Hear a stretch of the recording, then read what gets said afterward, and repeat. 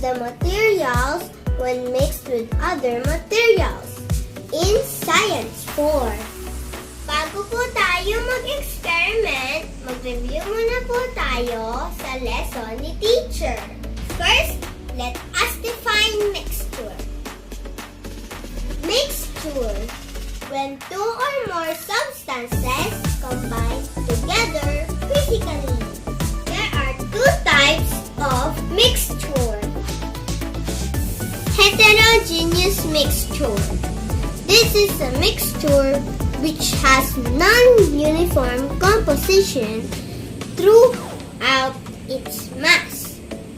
We can see the particles of heterogeneous mixture.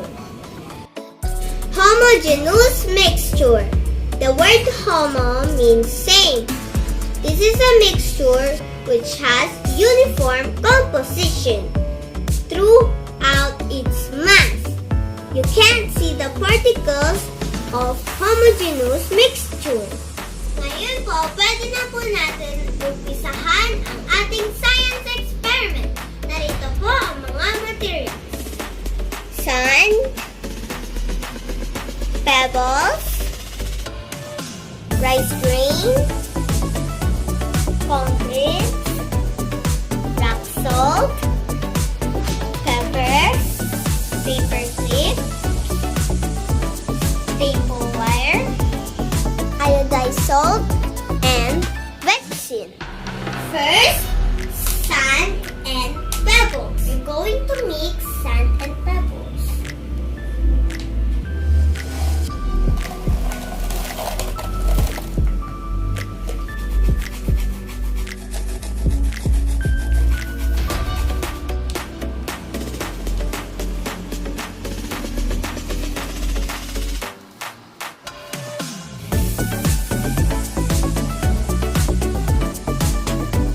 In our observation, number 1, we can still identify each solid materials in the mixture.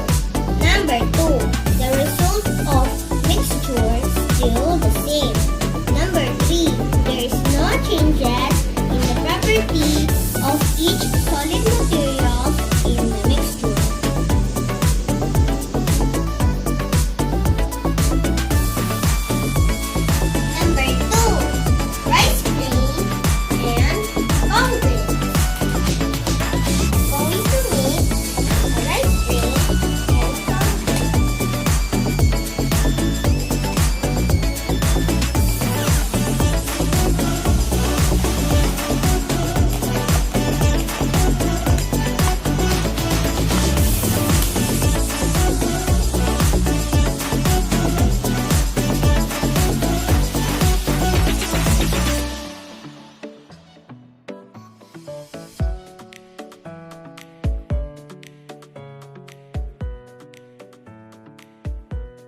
In our second observation, between the mixture of concretes and rice grains, number 1, we can still identify each solid materials in the mixture.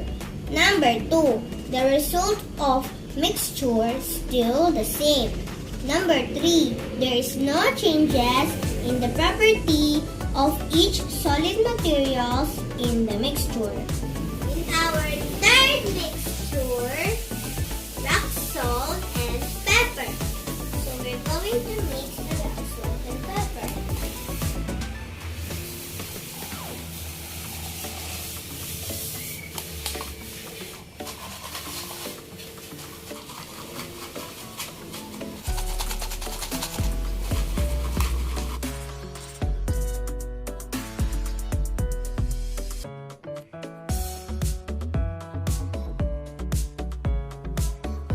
In our third observation, between the mixture of rock salt and pepper, number 1, we can still identify each solid materials in the mixture. Number 2, the result of mixture still the same. Number 3, there is no changes in the property of each solid materials in the mixture. Isa pa po sa observation ko, while I mix the mixture, yung rock salt po ay pumapailalim at ang pepper naman po ay umiibabaw. Ito po ay dahil sa mas mabigat ang weight nito kaysa sa pepper.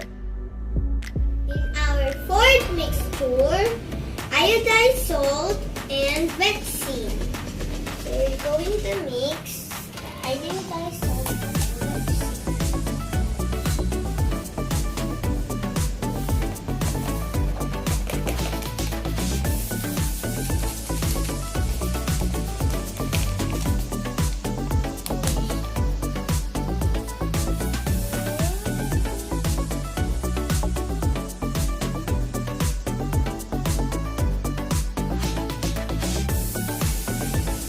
In our fourth observation, between the mixture of iodized salt and vexin, number 1, we cannot identify each solid material in the mixture. Number 2, the results of the mixture has changed. Number 3, there is a changes in a property of each solid materials in the mixture. Isa din po sa observation ko, kaya po di na po sila ma-identify. Pareho po sila ng color, ng texture, at ng property. Our fifth and last mixture, paper clips and staple wire.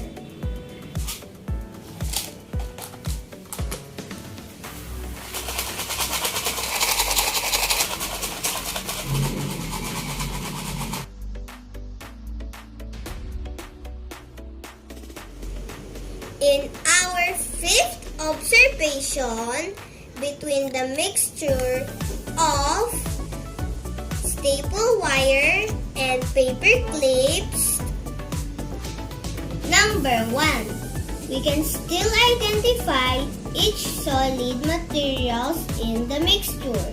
Number 2, the result of mixture still the same. Number 3, there is no changes in the property of each solid materials in the mixture. And now let's identify what kind of mixture we mix. First, sand and pebbles. This is heterogeneous mixture. Next, rice grains and concretes. This is heterogeneous mixture. Next, iodized salt and vexin. This is homogeneous mixture. Next, rock salt and pepper. This is heterogeneous mixture. And last one is paper clips and staple wire. This is heterogeneous mixture. Remember, classmates, the homogeneous mixture is number 1, uniform composition throughout its mass. Number 2, no visible boundary of separation. Number 3, can't see particles with naked eye. While heterogeneous mixture is number 1, non-uniform composition throughout its mass. Number 2, it is a visible boundary of separation. Number 3, can see particles with naked eye.